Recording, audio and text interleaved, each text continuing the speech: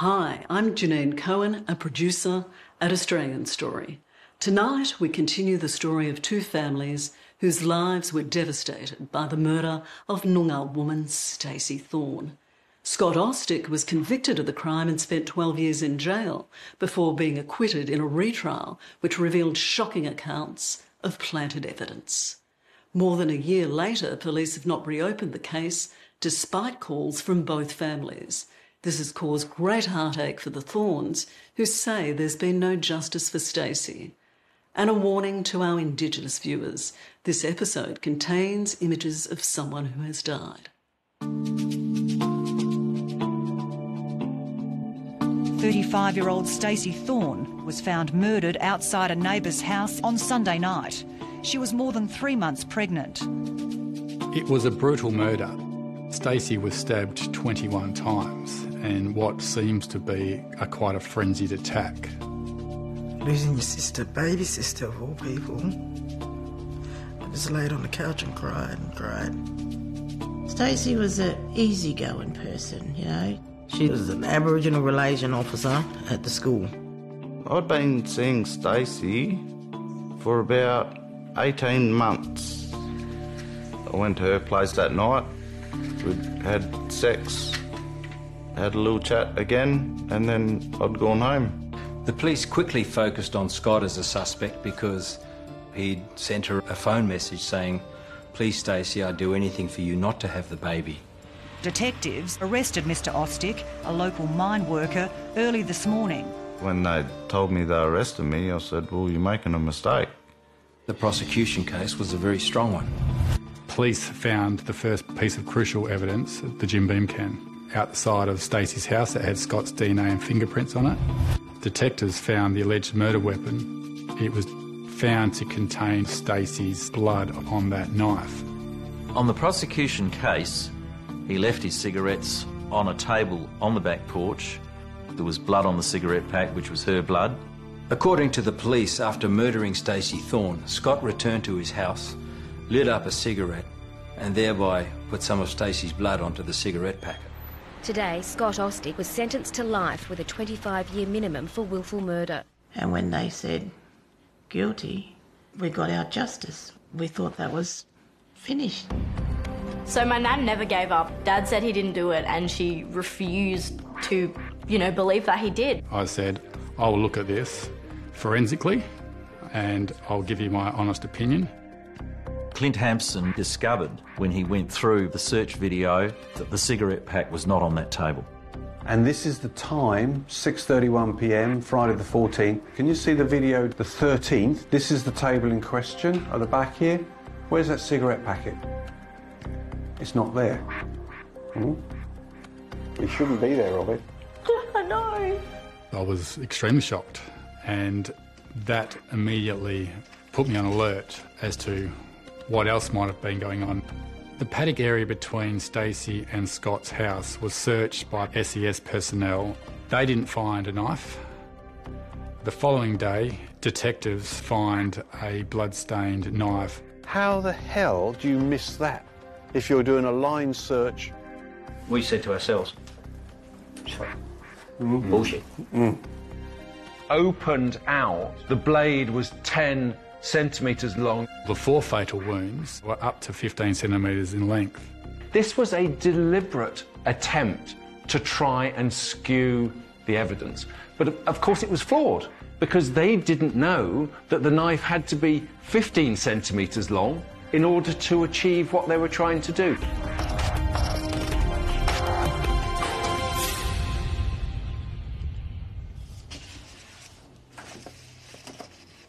When I agreed to look at this case, I had no idea that it would take 10 years to get a resolution. At the time, I wasn't a lawyer, and I was looking at the case purely from a forensic perspective. The starting point of the investigation was Clint Hampson identifying major irregularities in relation to the cigarette packet and the alleged murder weapon, the knife. He then moved on to the Jim Beam can and found similar irregularities in relation to that exhibit as well. Detectives found the Jim Beam can outside Stacey's house. It had Scott Ostick's DNA and fingerprints on the can. The police claimed that that was proof that Scott Ostick returned to Stacey's house later that night to murder her. This Jim Beam cam was found by detectives on the Tuesday morning at 7 o'clock. That verge area had been searched the night before by no less than 5 officers of the WA Police, some of who were forensic officers. They conducted a thorough search of the verge and none of them identified or located a Jim Beam cam.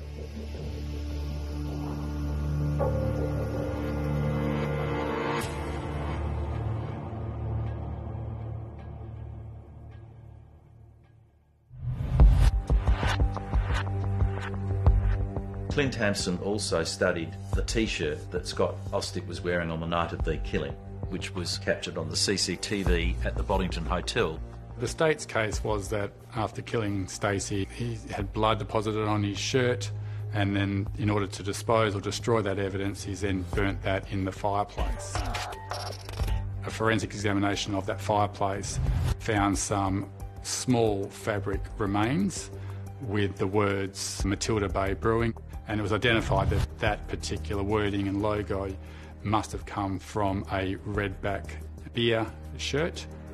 Clint Hampson analysed the remains of the T-shirt and the image captured on the CCTV footage and found that they did not match.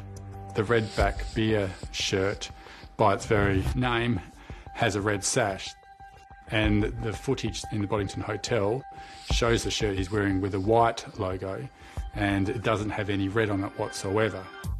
Also, the evidence given by his roommates was that when police came to the house that morning, so this was just hours after Stacey was killed, they didn't notice any smell of a fire being recently lit.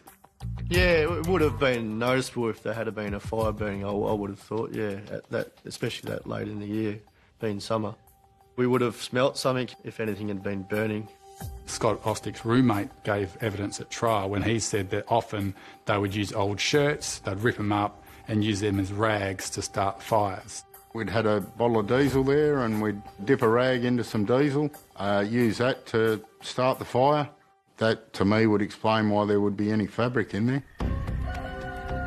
Also, I think the police had a misconceived view that Scott Ostick was lying about the clothing that he was wearing that night.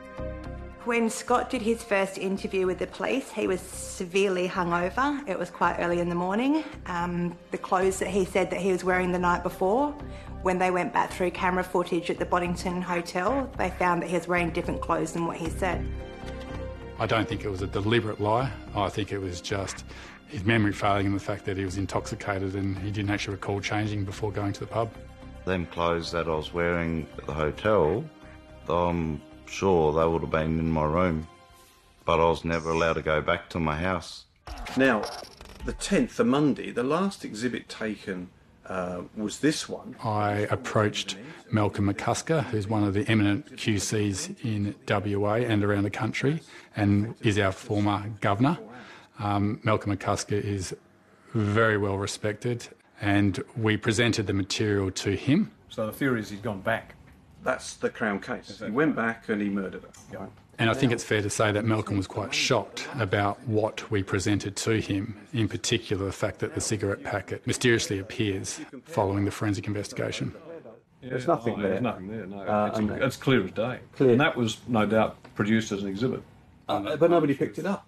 Nobody picked this up at all. Basically, his pack of cigarettes. His pack of cigarettes have got her blood, bingo. So he's come home. Well, that's game, set and match, isn't it? Oh, yeah. Yeah.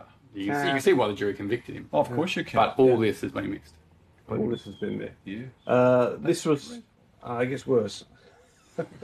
This is... I can't get much worse, surely. I've practiced law now for over 60 years. And this case of Scott Ostick is certainly one of the most extreme cases of miscarriage of justice that I've seen. Okay, now you've got fresh evidence. There is undisputedly fresh evidence. It seems to me that it's so cogent. I agreed to take on the task of drafting a petition for the Attorney-General to refer the case of Ostick back to the Court of Appeal. It was a very high-powered team. The momentum was just enormous. They had huge supporters, and the media then got hold of that. So for 2 years prior to the appeal going ahead, they kept promoting these elements of doubt. When we first heard about it, reading in the paper, they keep on saying that he didn't do it. He didn't do it. Then we keep on hearing it, that he wants to appeal, wants to appeal. It's just horrible. Then we've got to go through all of this again. Scott's appeal for clemency was granted by the Attorney-General, and Scott's case went before the Court of Criminal Appeal in 2019. Our case was always based on the fact that evidence was planted, but as to who, we just don't know exactly who. Scott Ostick has always maintained his innocence, and now a new appeal is examining claims police planted evidence against him. That evidence included a blood-stained cigarette packet. The detective who found the packet unreservedly denied planting it himself or knowing that someone else had done so. The police, they don't even know Scott. Why would they frame him too? And plant evidence they reckon they did their job. They done it right.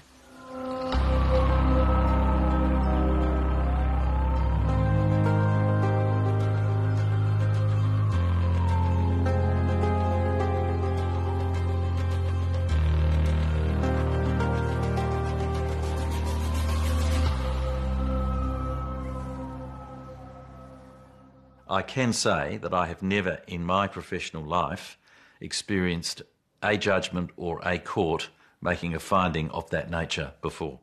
Well, I think the finding that evidence was planted is concerning. When I was Police Commissioner, I certainly received no information that there was any tampering of evidence, that there was any moving of evidence. That was something that emerged in the appeals court after my time. It sounds like there's a lot that's gone on that is unexplained in the Scott Ostick case, and I think we need some sort of explanation about what occurred there. WA's highest court has quashed the conviction of a man who was serving a life sentence for the murder of his pregnant girlfriend and ordered that he face a new trial.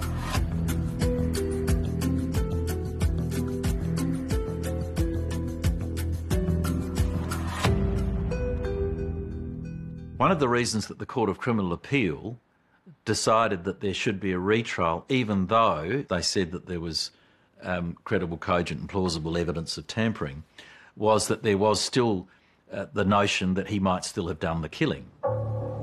The Court of Appeal still felt that a jury could find Scott guilty of murder based on the remaining evidence. There was a motive. Stacey was pregnant with his child. He had previously sent her a text message saying that he would do anything for her to get rid of it. There was a Jim Beam can with Scott's DNA that was found outside Stacey's home. Scott lied to police about the clothes that he was wearing on that night, and in his wood fire heater there were remnants of clothing, burnt clothing, that was found. And that's why they chose to go to retrial rather than acquitting him there and then. A Boddington man whose original murder conviction was quashed is on trial again, accused of fatally stabbing his pregnant girlfriend 13 years ago. Scott's retrial was held in November 2020, and the defence argued strenuously that evidence had been planted. What makes this case extraordinary is that it's a very difficult thing to stand up in front of a jury and effectively make very, very serious allegations against police and effectively accuse them of corruption. And that was the case that we had to present to the jury on this retrial. Not only that, under strong cross-examination, they showed there was a time alibi for Scott. So at the retrial, the timings of who heard and who saw what that night became critically important, and unfortunately at the first trial, those issues weren't properly explored, and it wasn't identified that Scott couldn't have been the killer because he was in fact at home when Stacey was stabbed. What we do know is from Stacey's neighbours who first heard her crying after she'd been stabbed is that she must have been stabbed around about 10:20 or 10:30 at the latest. Stacey's neighbours hear some moaning, which we know was Stacey. Their dogs bark as a result of Stacey coming out to the front of the yard. So we have a timeline in that respect. But back at Scott's house, we know that his two roommates were home with him. I probably got home about 9:30. Scott arrived home probably 15 to 20 minutes after I did. Joined Kempy and I in the lounge watching the movie. Yeah, we watched the movie for, I don't know, it could have been 15 minutes, half an hour. Then had a bit of a chat with Scotty outside before I went to bed. Based on the evidence given by his roommates at the retrial, we know that Scott had gone to bed just maybe after 10:30, closer to 11 o'clock. The significance of all of that is that on that time frame, Scott Ostick, as was argued to the jury, could not have had the opportunity to kill Stacey Thorne because on the evidence he was still at the house when she was killed. A man who claimed he was framed for a murder 13 years ago has been found not guilty of the crime in a retrial in the Supreme Court. At the retrial, the jury took 2 hours to acquit him. Oh, it was really nerve-wracking. Just sitting there saying, oh, please say not guilty, not guilty, not guilty. That's all you could say. And it was just, oh. When jury returned their verdict of not guilty, that is one emotional experience that is hard to explain into words. I could feel tears running down my face, just waiting for that. Those 2 words of not guilty. We got the biggest shock of our lives when they said, not guilty. Couldn't even walk. The girls had to help me out of the room. Sorry. Members of Stacey Thorne's family stormed angrily out of the court. They said outside that after 13 years they're still waiting for justice. It hurts. If you see him walking out this courthouse, it's going to kill us, you know?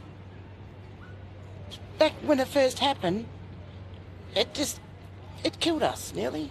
It killed my parents. I went to the court and met the Thorne family, whom I'm also related to, and I was really shocked when the acquittal came in. I believe this was a racist legal outcome of an all-white jury. If Stacey had been a white woman, a pregnant white woman, there's no way that an Aboriginal man would have been acquitted. Based on all the evidence at the first trial, when the jury said guilty, I still believe that he is guilty. There are some critics out there who say that even if some of these key pieces of evidence were planted, then that doesn't necessarily mean that Scott was innocent. To that I say, you need to look at the case as a whole. The timing does not fit.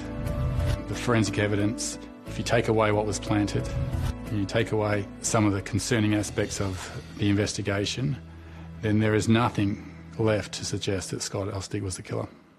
Scott's case is a serious miscarriage of justice, and he has lost a lot. For Scott coming out of prison at 46 and having to live with his mum, he only has a small room here, and he just says, that's okay, Mum, you know, but he has lost the independence that he did have. He'll never ever be able to be the same person. I'm working as a trades assistant in the mining industry, and I'm studying a university degree of health science part-time. And yeah, I'd like to seek some compensation so I can start my life again. Hello? Scott realises that he's probably going to have to still live with being called a murderer or whatever. Yeah, so... Some people's beliefs you'll never be able to change. All that matters is as long as I'm happy doing what I need to do, spend my life with my family, people can think what they want. So it's just really horrible to know that Stacey's family, they still think Dad did it, I guess, but at the end of the day, they've had no justice for what's happened. Oh, my go. Yeah. It's our baby sister that was hurt. We were very, very close family. Wherever we went, we was always together. I miss talking to her and knocking at my door, asking if I wanted to go for a walk downtown. It's just them little things that hit you. The last court case, yeah, we just come home and we was lost. Stacey's family, they have no answers, they have no justice. Somebody needs to do something to help them because the police have more or less closed the case and there's no further investigation. And the problem is too, I mean, the wounds keep getting reopened, don't they? I knew I had to do something, so I got in contact with a private investigator, Robin Cotman. I just couldn't sit down and do nothing. I got a call from Stacey's sister Hayley asking me if I could help them get answers. Try and get, justice for her. Exactly. And whether that, whether we can make that happen or not, I don't know, but at least we're going to give it a damn good try. I am a former serving police officer. I served for 8-9 years. I was trained in intelligence and also undercover work. I only really became aware of the whole case mid-2020, and purely because one of the lead investigators in the case is a colleague of mine now, as a private investigator, and we both work together on some cases. Because you are colleagues, do you feel that you can look at this case fairly and objectively, given that you have a connection to him? Yes, I do, because I'm basically engaged by the client. The client is Stacey's family. I don't have alliances or allegiances with anybody in particular, whether it be, the defence, the prosecution, the police, my colleagues. I'm just there to look at things objectively. No, that's great. Certainly makes sense. Thank you for that. All right, thanks. See ya.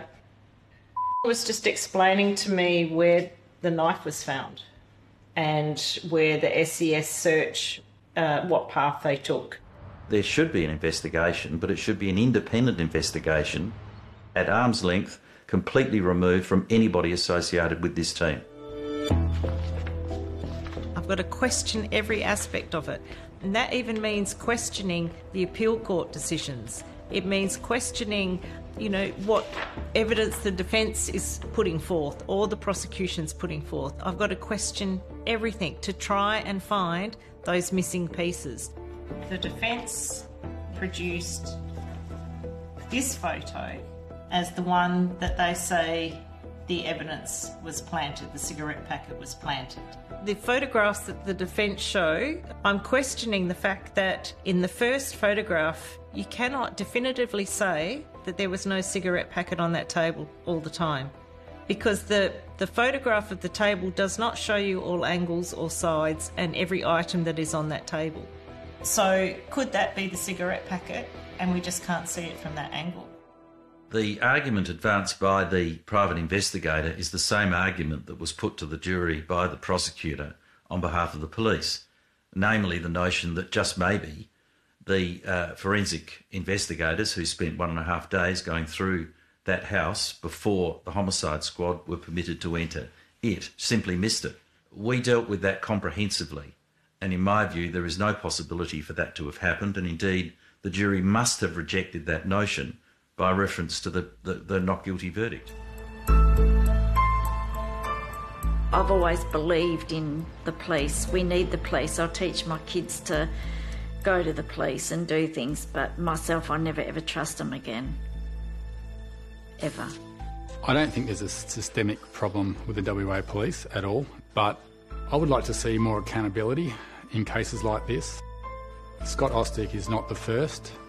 There have been others before him: Mallard, Waring, Beamish, Button. All of these cases have a recurring theme of questionable police conduct.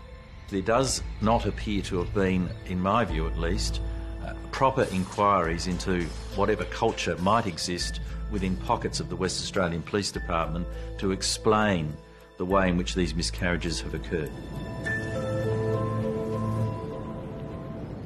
I expect there will be further inquiries in relation to this matter.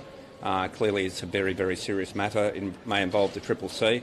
The people of Australia want to know that the police are doing their job properly and the justice system is fair.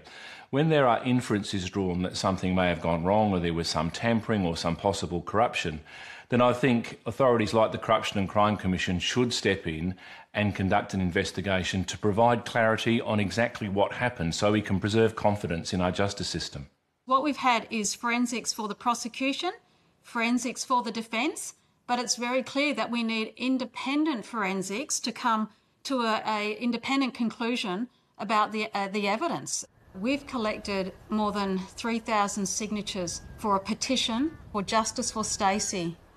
We will take this case to the United Nations treaty bodies if we have to. It's really clear that Stacey's life, the lives of Aboriginal women in this country, are simply not valued.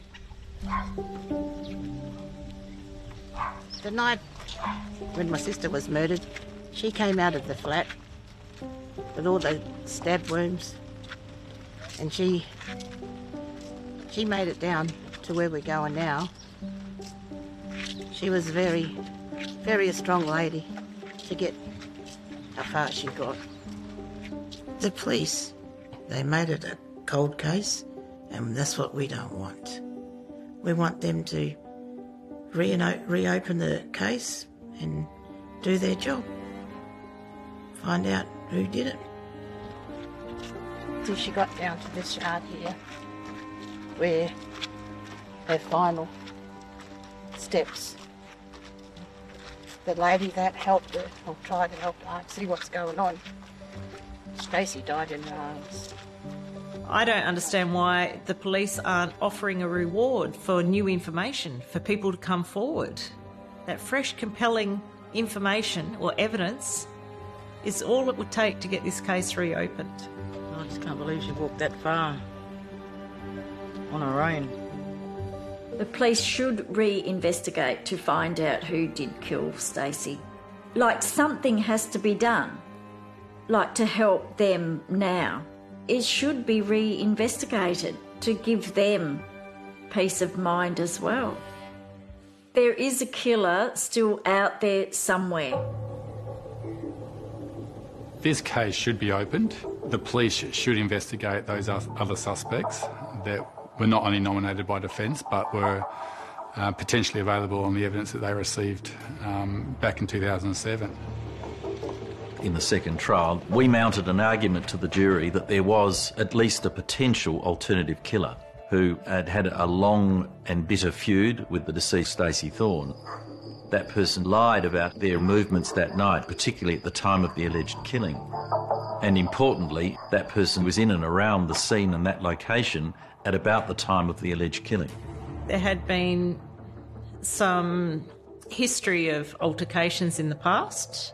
This person was very vague with their whereabouts on that particular evening and were actually found to be lying about their whereabouts on that particular evening and have changed their story on a number of occasions. We actually need to consider them in the overall picture. School, not much of school left, eh? 4 weeks. 4 weeks. 4 weeks. Well, evidence tampering destroys everyone's faith in the justice system. The consequences of that is somebody spends a long time in prison and a lot of their life is lost. Of course, it also has a very significant impact on the families of victims because they don't get closure, and that, of course, has lifelong consequences for them. So, Dad, when are you quitting smoking? Soon. Good. I will never get those years back with my dad. He missed, birthdays, teenage years, me getting my licence, just everything that a dad wants to be there for. You could be a YouTuber, Dad. No. You should be a motivational speaker. Spending time with my daughters now has been awesome. Just ask me a question and I'll give you a 10-word answer. They've grown up and they've both grown up to be good girls. It's amazing to have family time again. Should have brought the Barbie. To the Thorne family, I'd just like to say sorry to hear about what has happened to Stacey, and I would like you to know that it was not me. Dearly loved daughter of David and Susan, love sister of Hayley, Brenda. He can walk around and do what he wants now. Where does it leave my sister? She's out there at the cemetery. When we want to go and see her, we've got to go out there. This year will be a big year for her. She'll be 50. So we'll have to come out here and have a barbecue. And we just can't understand how it got to this stage. We thought she can rest in peace, but at the moment she's not.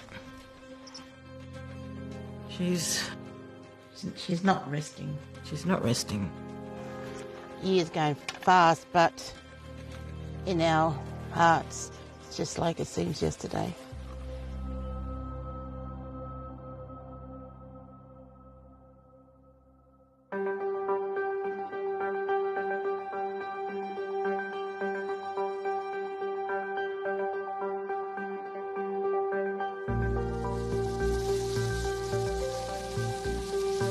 Hey, Hod, would you like to come and grab these, please? I want to look at a vegetarian. This is literal a cow. You need iron. Spinach, mate.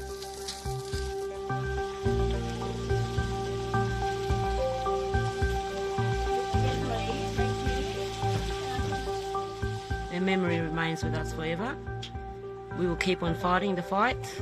They say time heals the wounds, but this is not going to go away because justice hasn't been served.